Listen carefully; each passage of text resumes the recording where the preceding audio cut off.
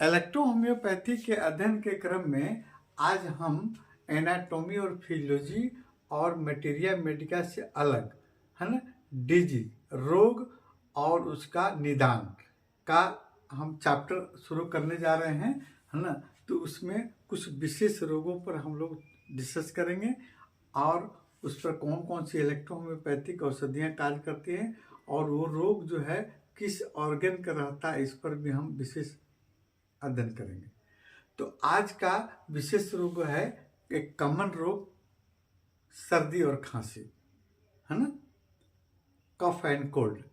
सर्दी खांसी एक कॉमन रोग है आजकल का। जब भी मौसम बदलना शुरू होता है, मौसम बदलता है, जैसे जाड़े से गर्मी की शुरुआत होती है, बसंत ऋतु आता है या बरसात का मौसम है ना, उसमें अक्सर बहुत सारे वायरस बैक्टीरिया जो है वायुमंडल में आपको बिखरे रहते हैं, आपके आजू बाजू में रहते हैं, उससे आपका सर्दी खांसी का लक्षण उत्पन्न करने में वो आपको ज़्यादातर उनकी सहभागिता रहती है ना।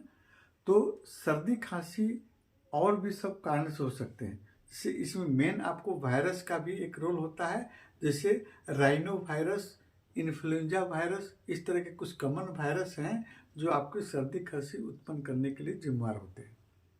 इसके अतिरिक्त में आपको जैसे ठंडा लग गया, है ना, या अचानक आप गर्मी से ठंडी की तरफ जा रहे हैं, उसमें ठंड का भी प्रकोप से आपको सर्दी खांसी हो सकती है। इसके अलावा आमतौर पर आप देखिए संक्रमण के अलावा कई तरह के आपको, जैसे कोई खाद्य पदार्थ, ठंडा खाद्य पदार्थ आप खा लिए, है ना, या आप अचानक बारिश में भीग गए, है ना, तभी आपको सर्दी खांसी हो सकती है ना। इसके अलावा आपको ठंडी हवा चल रही है ना, तभी आप सर्दी खांसी गिरफ्त में आ सकते हैं। बहुत लोगों को बार बार सर्दी खांसी होती है ना, हर एक महीने में 4 से 5 बार सर्दी खांसी होती है, और बहुत लोगों को आपको साल में 1, 2 बार, 3 बार आपको मौसम चेंज होगा तो सर्दी खांसी हो सकती है।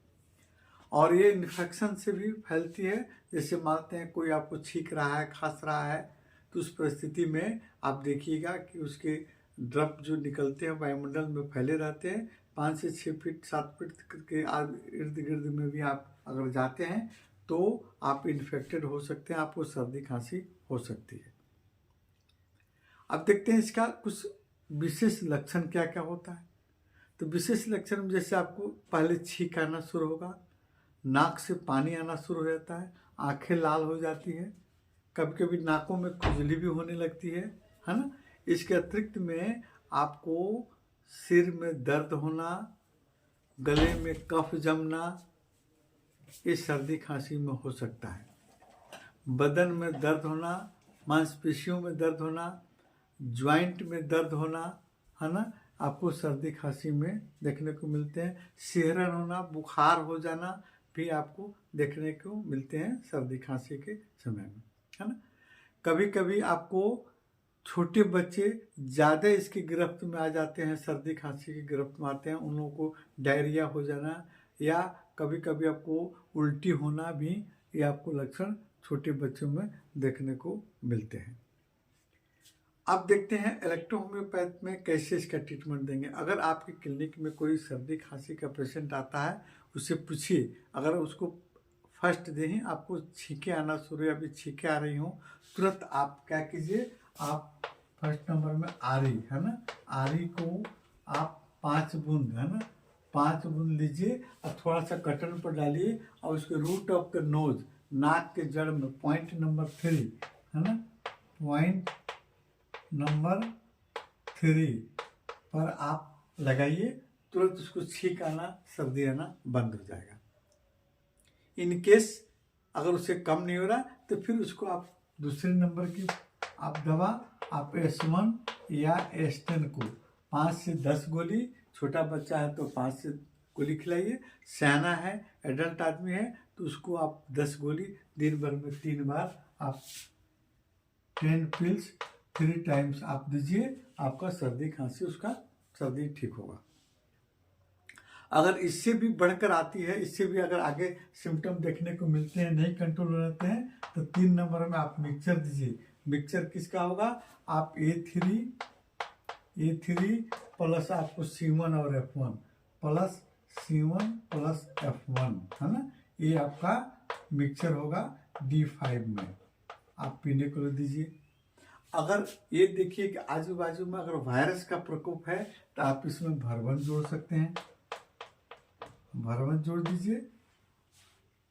अगर उसको खांसी भी हो रही है, अगर छोटा बच्चा है या लेडीज है या जेंट्स है, तो जेंट्स है तो आप P1 जोड़िए, P1 जोड़ दीजिए। अगर बच्चा है या लेडीज है तो आप P3 आप जोड़ दीजिए। ये आपका खांसी का फॉर्मुलेशन तैयार हो गया। और उस परिस्थिति में अगर उसको कब्जियत रह रहा है ना, अगर पेट संबंधी कोई गड़ी इनडाइजेशन अगर आपको कोई हो रहा है ना, तो उस परिस्थिति में आप S10 की ड्राई पिल्स आप दीजिए, है ना, और रात में आप S-लास को आप 20 पिल्स आपको सुसुम पानी में आप घोल कर दीजिए आपको। तो अगर किसी को क्रोनिक सर्दी खांसी है, बार बार महीने में 4 बार सर्दी खांसी हो रही है, तो उस परिस्थिति में उस पेशेंट को आप भाप दीजिए, S1 plus C5 plus P1 या P3 का भाप दीजिए D4 से, है ना, तुरंत उसको आराम होगा। ये डॉक्टर NL सिन्हा द्वारा आपको दिया गया फॉर्मूला है। आप डिजीज पर जब कमांड रखेंगे, डिजीज के बारे में अच्छे से जानेंगे, ऑर्गन के बारे में जानेंगे, उस ऑर्गन के डिजीज के बारे में जानेंगे, और फिर उस ऑर्गन पर कौन कौन सी इलेक्ट्रोपैथिक औषधियाँ कार्य करती हैं, तो स्वतः आप अपने आप फार्मूला आप तैयार कर सकते हैं। कहीं आपको किसी कंपनी पर डिपेंड रहने की आपको ज़रूरत नहीं पड़ेगी। अगले वीडियो में हम दूसरे डिजीज पर डिस्कस करेंगे।